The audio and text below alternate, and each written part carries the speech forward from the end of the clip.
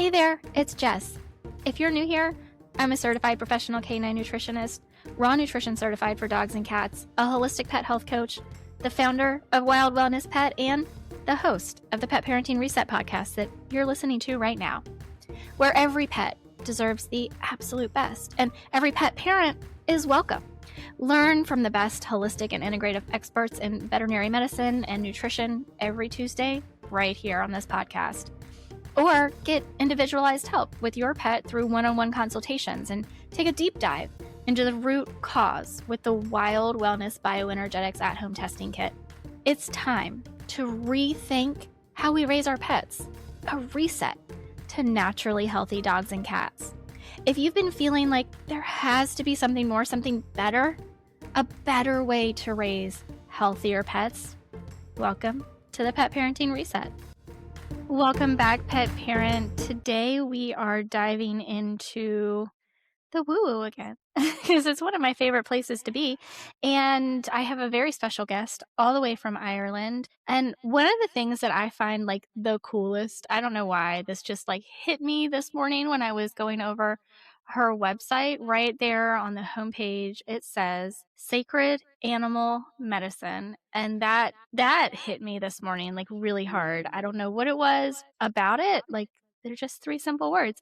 But I am just so excited to have this conversation today with Lisa Tully. How are you doing, Lisa? Thank you so much for being here. Yeah, I'm doing good. And thank you so much for having me. I'm really looking forward to this conversation. Yeah. Yeah, well, I love talking all things woo-woo because I see, especially with what I do, which is not what you do.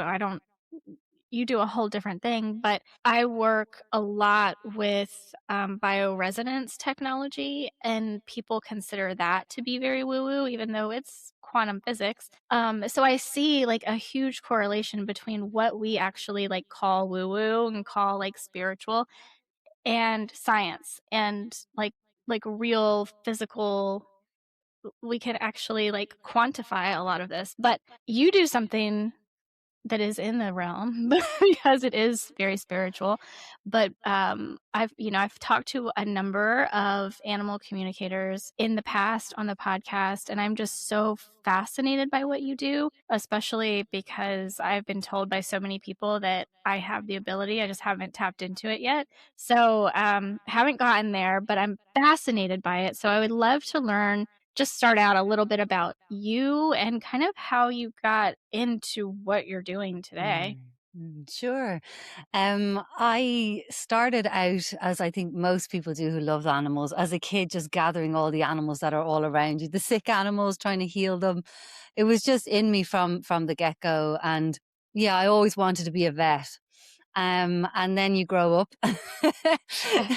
So what happened was when I was in school, I didn't get the points to get into veterinary medicine, although I worked in a veterinary practice for 2 years as a nurse's aide. And I really got to see what that world is like, for both the people working there and the animals and their guardians.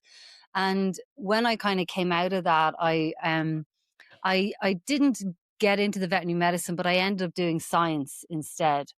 And so that's very left brain, right? So I'm really curious that you're already speaking about quantum physics and all the stuff that you do is backed up by science, because although I am quite right brain in the animal communication stuff, I do come from that scientific background. So I'm very much about integrative work. So that's why at the moment I collaborate with holistic vets a lot, and I really enjoy that. But what happened was when I graduated in my science degree, I then worked in pharma for 7 years, and that gave me a real understanding of drugs, biochemistry, chemistry, the interactions, and also I lost all fear of the white coats. So I can converse with vets now, no problem. I speak the language because I had to teach doctors how to use my products through clinical trials. So it gave me such a foundation, and it's the opposite of where I am at now, really. And what happened was I was in London, which is such an amazing city. That's where I was working, and there's just incredible opportunities to learn anything you want there. And that's where I started to meditate. And when I meditated, the more I realized that pharma wasn't for me. And I then ended up giving up my job and I went to India. And I ended up running tours in India, taking people to learn meditation and immerse themselves in the Tibetan community over there. So that meant I spent a significant amount of time over there over about a 3-year period. And it really awoke something in me, because the more I meditated, the more time I spent in the temples and in the teachings and on retreat, my intuition got louder and louder and louder. And I think I always had a good instinct about animals, but when I managed to calm the mind to that point, I really could feel and intuit what it is that the animals need. And then what I decided to do was to make this more professional so I could get insured and things like that.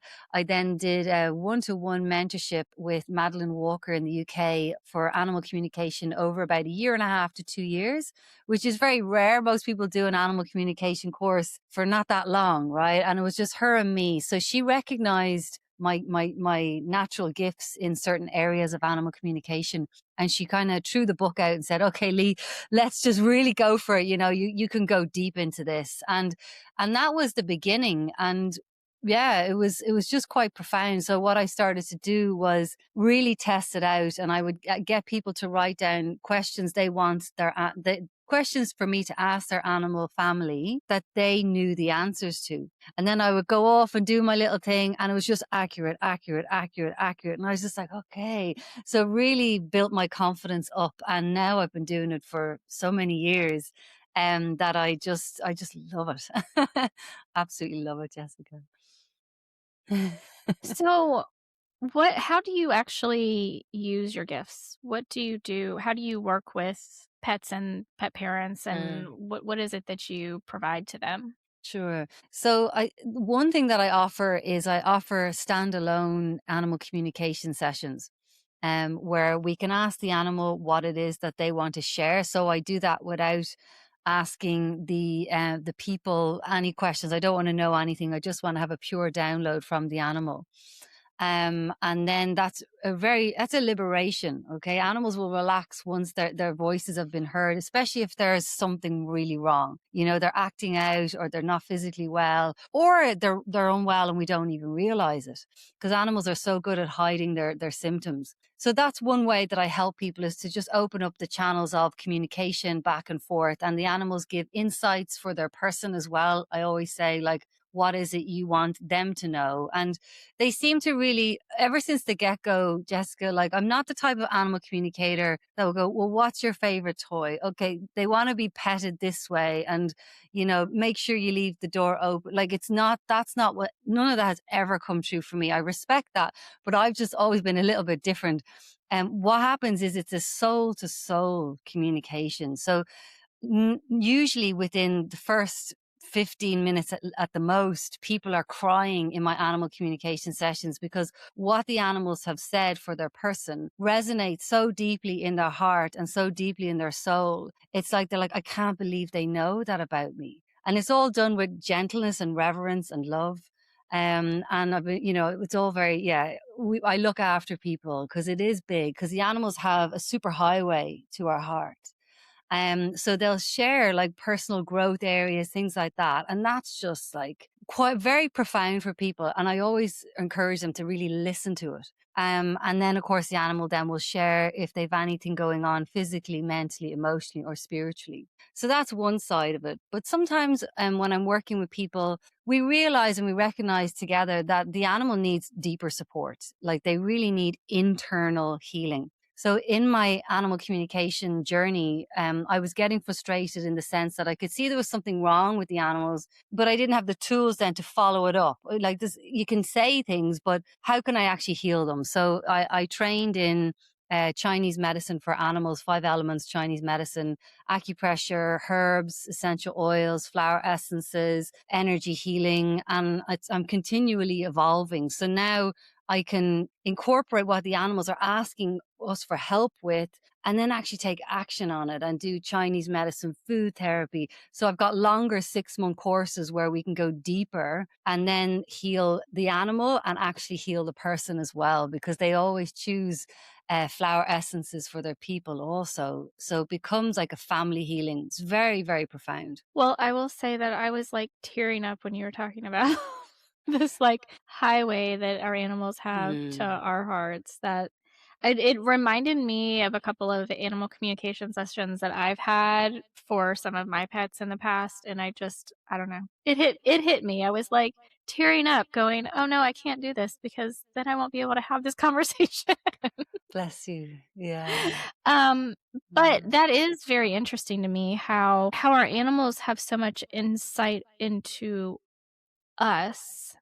Like, that fascinates me because I feel like it's for most of us, it's not the other way around. Like, we're like, as humans, especially today, where we are just inundated with news and social media and just constantly being connected to a device versus connected to nature. Like, I feel like so many of us don't have insights into our pets, but the fact that they still do for us, just I don't know, that touches my heart. But mm, how I can you explain how you feel that, like, is? Like, how our pets have such an understanding that we mm. don't, or that we don't tap into maybe? Yeah, it's a good question.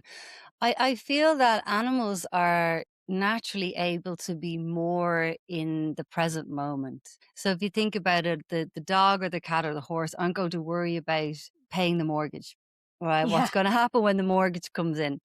Um, Now, I would say, like in my experience, I do think that they can, when they have a trauma, they can worry about the past repeating itself and they can over respond to certain stimuli because there's an imbalance there for them. But in the most part, like they're much more in the moment. And therefore, I feel if you are in the present moment, you are more able to read the room. You're more able to read what's going on. So there's that side of it. But also, what I think most people don't realize is animals, how I see them, can are telepathic, right? So, like when babies are born, all of us as babies, we're highly telepathic. Okay, mind to mind communication. And animals are, and when they're born, I believe, are highly telepathic. Then us humans grow up and we learn to speak, the languages that we speak. So that part, for the most part, goes asleep. You can't wake it up again. And then with the animals, of course, they stay telepathic because that's how they can communicate with each other. So therefore, they're reading our thoughts all the time, reading our heart energy all the time. And also, like going back to science, like if you think about the amount of animals that are now therapeutic animals, they're able to let people know if they're about to have a seizure, because they can read what's going on in the body so much, and all the other magical things they could do, all the equine therapy, horses, these gifts to all of us. So they have this immense ability to track us. And also, what I would say to people as well is that animals understand every word we say. And so when we're talking around them, they understand it. So they're sitting there listening to everything. So they have like a multifaceted way of dialing into us. And then the other kind of, I think, what's the icing on the cake is that if we think about how we are as humans around our animals, we are mostly we're going to be ourselves. We're not going to hide stuff, right? If we're having a bad day, we're not going to hide it. We're just going to be in a bad day, and then they'll cuddle up and make us feel better. Yeah, usually if they're that kind of an animal, not all are. And what happens then is because we are 100% ourselves around them, they get to see our authentic selves even more. So they're using all those tools to tap in, and we're completely revealing ourselves to them. Then it's just like, how could they not know us? How could they not see our blind spots? How could they not know us better than we know ourselves? Do you think that animals are brought into our lives or vice versa for a reason? Do you like, I hear a lot about soul contracts. Is that something that you work with, or that you believe in? Oh, 100% I believe in it. I think there's no accident that an animal comes into our lives. And the way I approach it in my work is, as I say, well, how is this animal mirroring you? Okay, so often the animals will mirror us in terms of their imbalances. So if you're a bit anxious, chances are your animal friend is a bit anxious. If you've got digestive issues, chances are they do. Or maybe they do, and you have the start of it and you don't actually realize. So there's those kind of physical mirroring, and then there's the emotional mirroring as well. Like if you are grieving, for example, right? And an animal comes into your life at the time when you're in a grief state, chances are that animal has some grief going on from their life as well. Like, and you'd be surprised. Like, I was working with a little dog there who's a sad dog. And I could see the dog was sad from the get go, just looking at the photos. And when we asked the dog, well, what is it like? And the dog just put the feeling straight away of unresolved grief into my heart. And I said, there's grief here. And the dog was saying that she felt that when the way she was taken away from her mom as a pup was too sudden, and she Yeah. never really got over that separation. And then it turns out that the person who took her on at that point was grieving their parent. So even though they came at different ages, like the dog was a bit older and whatnot, there's still at some point that point on the road where you meet each other, there's going to be some kind of a soul contract, some kind of a mirror, even if your stories have been separate up until that point. And then there's the mirroring that goes on as you get to know each other. So sometimes you'll have a dog, for example, that's fine when the person first gets them. And then over a 6-month period, issues start to arise. Like they start to get reactive on the lead. Like that's a huge one.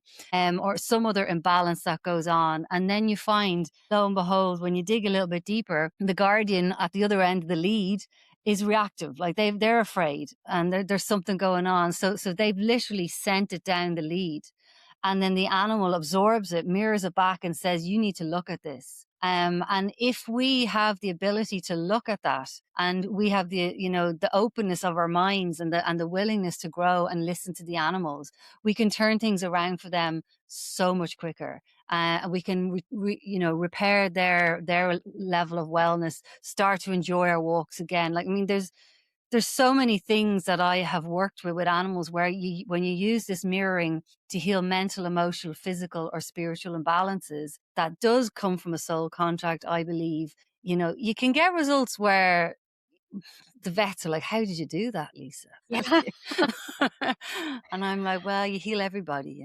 Yeah, well, I actually would love to talk a little bit more about that leash reactivity, but before we do that, I just want to kind of close out a thought that I was having as you were talking, because it's been a while since I've had a new pet come into my life. Well, I say this year, 2025 was a huge, for a lot of people. It was, a 9 year, it was the year of the snake. Everybody was shedding. I personally went through a huge transformation. And in part of that transformation, kind of almost as some of the things were coming to a close, I sold my house in one state and was like, we were driving back from one state to another state with a huge U-Haul, and my boyfriend was with me, and a little kitten decided to find us when we were walking around on one of the pit stops we took. And as much as I would love to say, like, I was in a huge transition state, this kitten found me when I need, like, I don't actually believe that's true. I truly believe that this kitten found my boyfriend, that he Oh, needed this kitten. And, yeah. I just see, like, a bond that they have that I don't like, I'm not jealous of it or anything like that, but I see it, and this kitten pushes my boyfriend's buttons like like nothing else. Like, literally, he will, like, almost have a nervous breakdown over this kitten, and I'm like, I just keep telling him, like, his name is Camden, and I'm like, I keep telling him, "Camden chose you, and Mm. even though this is, like, really, really tough for you, I feel like he is pushing your buttons for a reason." And there's something that you're supposed to be getting Yeah. from this relationship. And I know that if, like, for my boyfriend, he's like, that's like way above, that uh, not to say that men don't have this connection with animals, but I feel like women find that connection with animals easier, Mm. maybe. So a lot of men, at least in my life, are not. They're like, they just say no. They're like, nope, that's crazy. You're crazy. I don't have any. But and Mm. he is very open to what I'm saying, but he still is like, yeah, right. Yeah, right. Mm. Mm, And I'm like, yeah. "No, this kitten is pushing your buttons for a reason." And, like, let's just work through.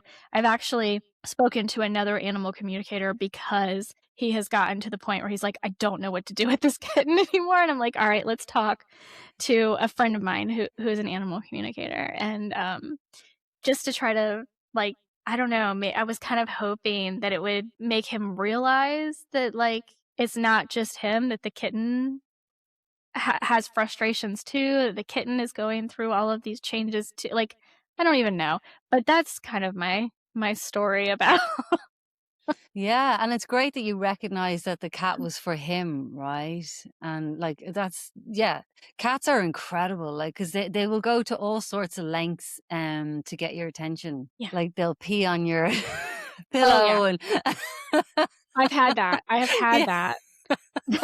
I had a cat one time, he actually, it's only been a couple of years since he passed away, but I literally, like, he was great for a number of years, and then all of a sudden, which, me being me, like, I finally figured out there was another animal coming into the yard, and that kind of, like, Mm, started him spraying. Even though he was neutered and had been for a while, he started spraying, and it got to the point where I had to keep him in a separate area of the house, and that area of the house was covered in puppy pads because all mm. he did all day and all night was spray. And I would literally on multiple occasions, I would just be on the floor in a ball crying because I'm like, "I Yeah. can't handle this anymore. I don't know how to help Mm, you." mm. And I get it. I get that. Cats are Yeah. they will push every Mhm. button you have. Mhm, totally, like, totally, and they're quite incredible because they're also very agile, so it's like, the dog, you kinda just put the dog downstairs or in the cat will find a way. You come up the window, start meowing at you. Yeah. They're mighty, mighty healers in that way. Mighty Yeah. healers. But they are, tangent again, I have been, so my boyfriend has only ever had one pet in his life, which is another cat that he does still currently have. She's 8 years old, and it's the only pet he's ever had in his life, and he's 50 years old, and so he's learning a lot, and so I've been trying to tell him a lot of the things about cats, like, and it was Mm, interesting just the other night, I was like, "You realize, like, they can change the hurts of their purr and actually heal bone," and he was like, "What?" yeah, It's really amazing yeah, what and they can do. yeah, and heal us with their purr, right? Yes. Yeah. Yes. Oh my goodness. But yeah, I do think that as much as the kitten follows me around and does all the things with me too, I truly believe that the he's my boyfriend's cat. Yeah. Truly believe that. Yeah. Um, I would like I still have so many questions about what you do, but I would love, just because you brought up the leash reactivity with Mm, dogs, that is a huge issue. And I was a dog trainer for a while. I don't really do it anymore. I didn't love it the way I thought I was going to love it because it's people training, not dog training, right? Like yeah. that's the truth of it. And people are a lot harder to train than dogs. um but the leash reactivity, it almost always is the other end of the leash, the Mm, person that's holding the leash. So how, I'm just curious, like, how you communicate that to your clients, and, mm, obviously, every case is different, but what are some of the things, because you have a lot of training in, like, Chinese medicine, the flower essences, I would imagine mm. can be very helpful for people. how do you tend to address that with people? Yeah. So, what I do is like I'm very upfront in all my materials and everything that this is about. You know, if you're going to work with me on a deeper level, it's about looking at yourself and looking at the animal as well. So I don't like dance around that issue. I'm just like if you're riding a horse, it's going to be you and the horse. You know, and it's so.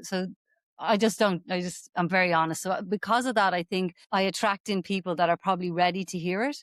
But at Yeah. this, you know, but at the same time, I am gentle with it, right? Because it's like what I do is I'm also teach meditation. Right. So I've got just so many meditations and I've created and recorded. And I've got meditations. I've got one particular meditation that I would use. And this would be on my deeper program. It's a mirroring meditation where it's the type of meditation. It's called insight, where you ask a question and then you give the person listening obviously time to think the answer in their head, and you take them down a journey, a rabbit hole as it was, to really understand who they were when this animal came into their life. And in that exact moment, what was going on for you? And is there any mirroring that you can see there? And now it goes much, much deeper. And usually by the time they come out of that meditation, it's almost like they've taught themselves that this is coming from me. I can see. Now I will have talked them around it. I will have supported them. And then when I give them the meditation, it's usually about month 3 when we're working together, they are ready for it. And I would say 99% of my clients just really run with it. It's just this light bulb moment.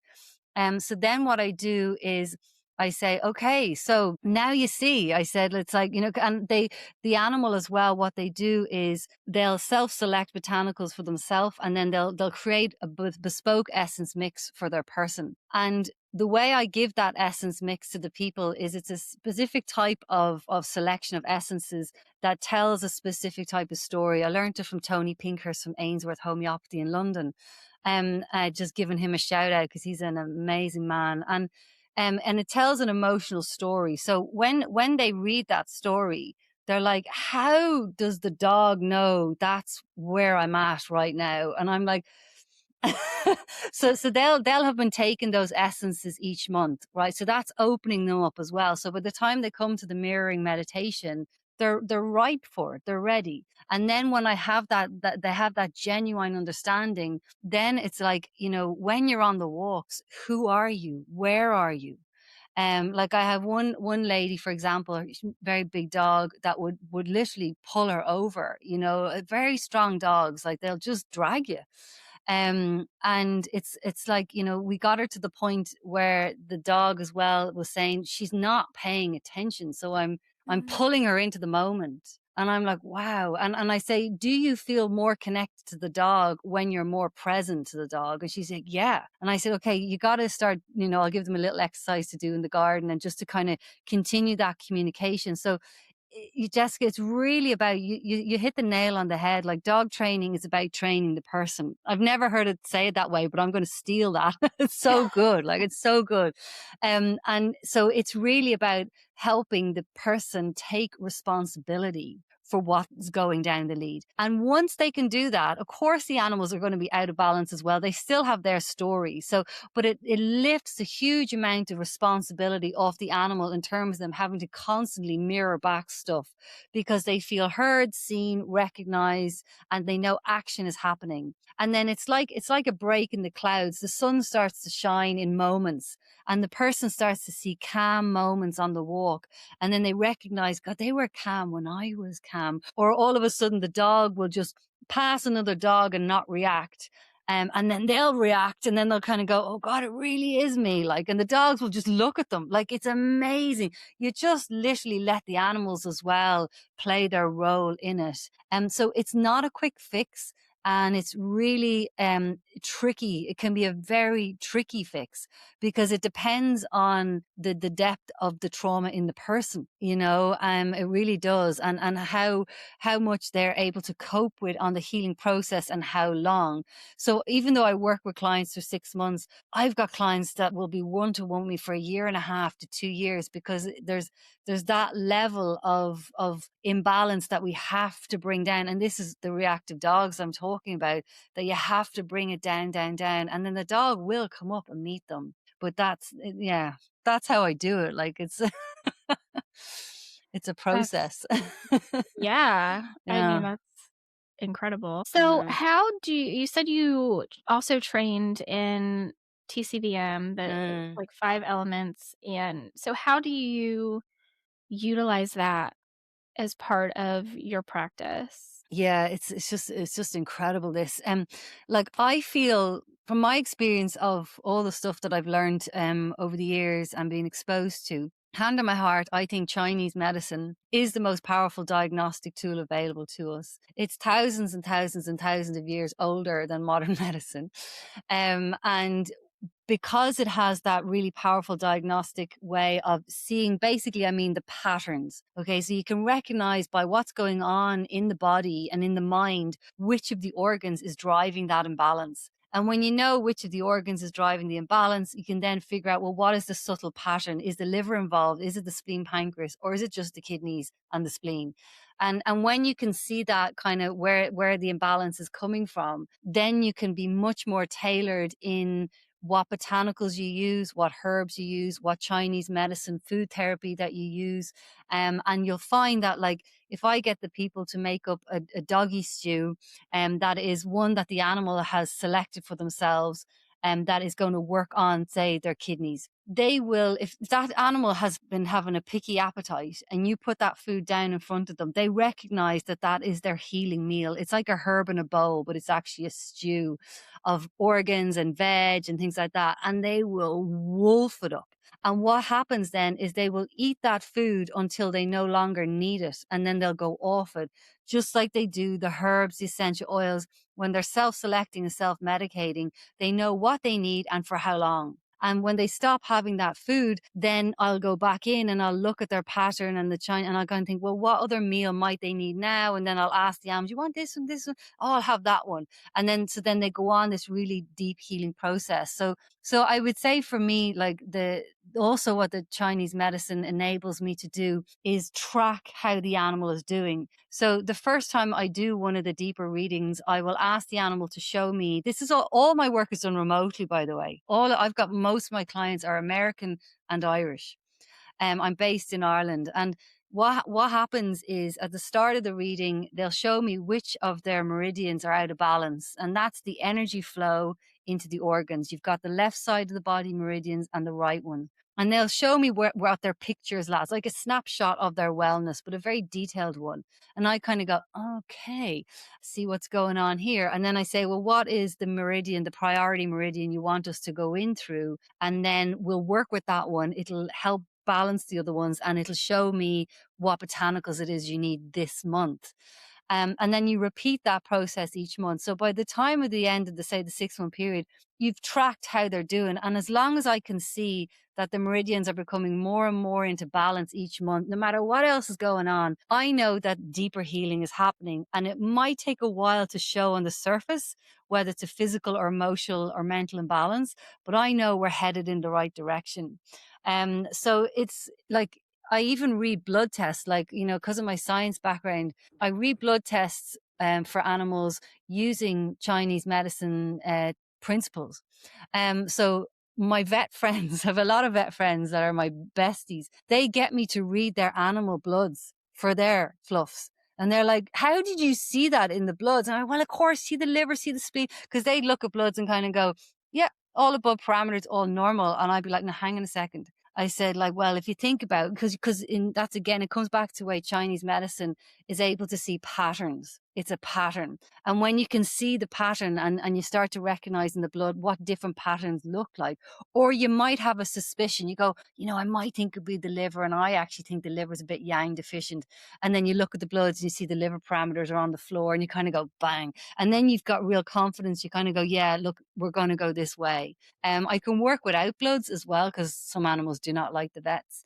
But most pretty sick animals usually have had bloods done even within some kind of a decent time frame. And it's so I use it in so many ways. Like, it's incredible. It is. I find Chinese medicine just fascinating, and I was Yeah. so wrapped up in your story that I'm like, "Oh, what do I say next?" Well, I've got something else that I can share then. I've got Oh, something yeah, else. yeah, go Yeah, ahead. yeah. So the other side of the Chinese medicine that I use is the five elements. Yes. Okay. So the five elements are like the personalities, the Mhm. constitutional personalities. So you've got fire, earth, metal, water, and wood.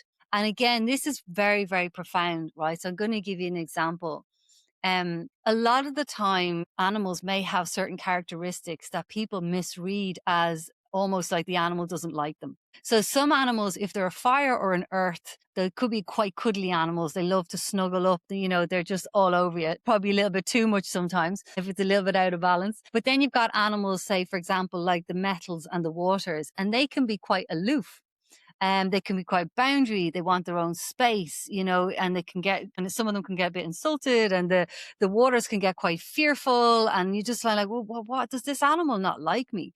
And if you think about like the water elements, for example, they really need their own space. Water is the kidneys and the bladder. Okay, so water elements, their overriding emotion is fear, because fear lives in the kidneys and the bladder. So if you have an out of balance water element animal, that's very, very nervous and fearful, the worst thing you can do is try and get them through their fear by exposing them to their triggers. This is when I get animals that have just been messed up by training, you know, messed up because it doesn't, not the same path works for every animal. And these animals are the most unpredictable. They're definitely the ones that can bite you or plant you to the wall if it's a horse. And what happens is if you think about the element of water, water like the ocean goes out, the tide goes out, and there's nothing we can do. We have to wait for that tide to come back in again.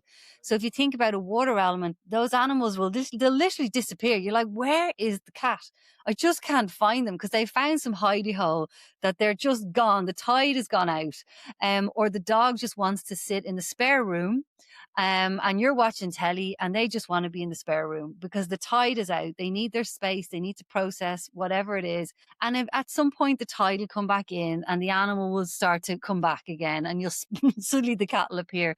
So these five elements characteristics really help us decode who an animal is, and also what their genuine triggers are. Because there's like the kidneys rule, for example, rule the health of the ears because their job is to bathe the ears with the fluids. Okay, so to keep the ears in balance. And what can happen is when the kidneys are off, our kidneys all get tired as we get older. We start to go a bit deaf. If we've got tinnitus, tinnitus can be from a kidney imbalance. And a lot of water element animals, even at a young age, will show a phobia to noise, fireworks, you know, all whatever it is that triggers them noise wise. And then as senior animals get older, they can get noise sensitivities to things like knives and forks on the table or the dishwasher or all this kind of, and that's the tinnitus. It's literally, it hurts them to hear it.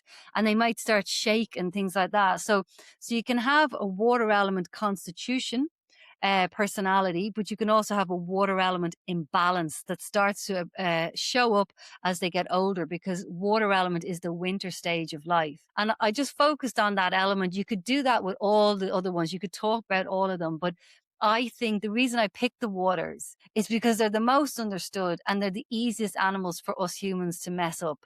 If an animal is deeply, deeply fearful of something, you got to listen to that and not try and make them brave enough to get through it. Like just, you know, it's just, and then it becomes dangerous then because the water element, if they feel cornered, they will bite and then they're in trouble. You're in trouble and things can escalate, you know? Mhm. Yeah, yeah, that is so true. I have a cat who is very much a water cat, and he has been tricky his whole life. Yeah. His whole life. And, what's interesting, I was as you were saying that he's 17, and about a year and a half ago, I started noticing his hearing was diminishing. He was starting to lose his hearing, and, of course, I mean, and this happens with cats anyway as they age, like, Mm. they almost all are gonna get kidney disease, but it was right on that same track with him losing his hearing is when his kidney values started Mm, to increase, and so, yeah, but he has been a very like, that typical scaredy cat that people think of, like, that has been him his whole life. But I find it fascinating even for us humans because mm, I'm still learning a lot in Chinese medicine, but I like just my personality, I struggle with I struggle with people who have a wood personality. oh yeah. I am int I get frustrated by them very easily. And, I find myself, like, quicker to anger with people who have a wood personality. And what's your constitution? I don't know, I have a really hard time figuring out my own constitution because I feel like I waffle all the time between things. But I do know that about myself about with wood personalities. I struggle with Mm, wood personalities. I have somebody in my life who I work with who is a wood personality, and I didn't realize why I had so much of a struggle with her until a couple of years ago. I talked to Dr. Judy Morgan, who is a wood personality, and I was like, yeah. I get it. And like it just clicked with me. I was like, I get it now. I get it. I get it. They're Yeah, very, very strong yeah. personalities for me. I Mm, think I would imagine every element interacts with the other elements a little differently, but mm. for me, I have a very hard time with with one personality people. Yeah, it is. Um, It's really cool. Like my friend is I'm wood fire. Okay, so I'm yeah. probably more so I'm come across much more fiery. Yeah, But you do. there's a wood there, and my friend is metal. And I melt her head. Yeah. When I'm all fiery and excited, she has to limit how much time she spends around me. She's like, I can only do you in 2 hour slots. She said, then you just melt my head. Like, and I'm like, well, we understand each other, you know? That's funny. Yeah, but I do find Chinese medicine just so fascinating because as much as, modern medicine kind of mm, and we've been indoctrinated to kind of Mm, brush off all of the old ways, right? The homeopathy and yeah. anything spiritual really, like energetic. We have been taught that, it doesn't work, it's fake, blah blah blah. So it's hard. It can be hard to get people to kind of open up and just give it a chance. Um, and Chinese medicine, I feel like falls in that category, but it's so right. It's so like dead on, even like Mm, if you compare it to Western medicine, if in the ways you're able to, even though like Western medicine is very um like it compartmentalized mm. and but I do think like there's a lot of overlap that we can say, "See, no, they've had it right this whole time." Like even though they didn't Mm. know the body in a way that we know it now with, the way it, they really had it right, I think. Oh, they But did, it's and a lot of the knowledge came from meditations and downloads and things like that. You know, it was this knowledge of Chinese medicine isn't really of this earth. You know, it's that's how profound it is and how ahead of its time it is. uh, Like, and I would say that like also I just want to make a note that when we talk about Chinese medicine, sometimes people think we mean that we're going to be using herbs that include animal parts of these exotic animals and things like that. Like there's very much, I follow very much a vegan path. mm, Within Chinese medicine, and I, use vegan herbs and things like that. So as animal lovers listening to this, like, for everybody listening, like there is a way to dive into this world, and not cause harm.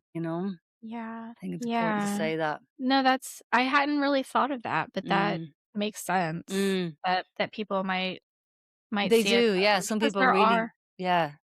Yeah. They Yeah, can, no, because there definitely are, some practices that I know I can't get behind, especially with, yeah. harming animals and Mm, especially, like, endangered animals and, yeah. mm, So, yeah, thank you for that. Well, goodness, like, this is just so fascinating, and I love that you work one on one with people so that they can like I feel like that provides the most benefit.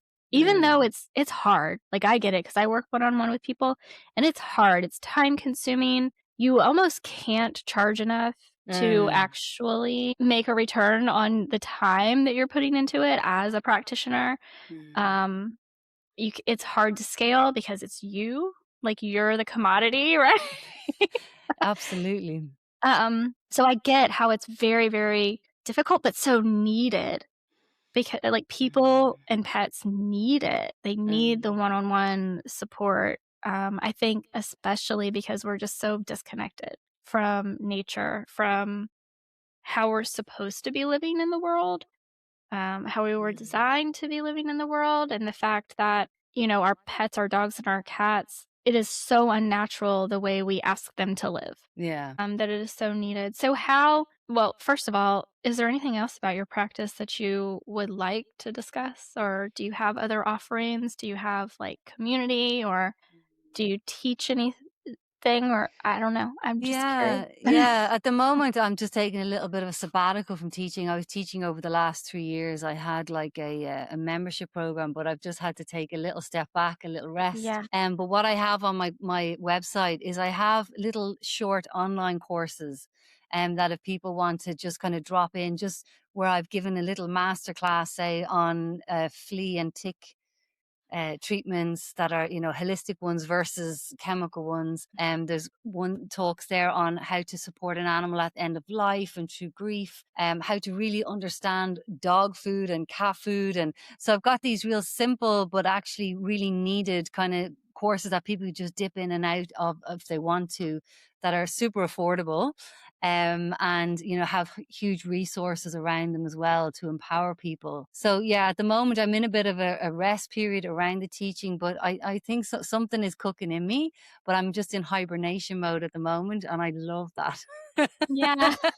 I just So, how love it. can people find you? Where can they find you? Sure. My website is animalhealing.ie for Ireland. And that's the best place to find me because there's so many free resources on there. I give free meditations, free masterclasses, just lots of stuff. That's tons of blogs, so many podcasts. So people can really, really deep dive and get a lot of resources from there, as well as actually learning about my stuff. So I always prefer, because I am on social media and things like that, absolutely.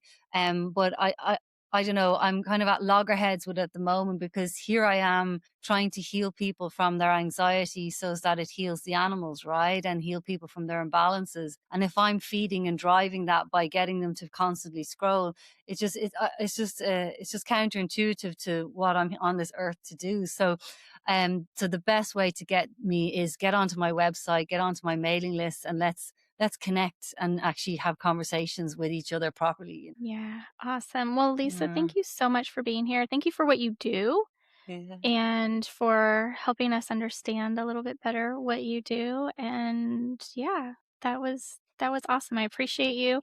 Guys, make sure to tune in next week for another great episode. Until then, please give your pets some extra love from me and from Lisa this week, and I will talk to you next week.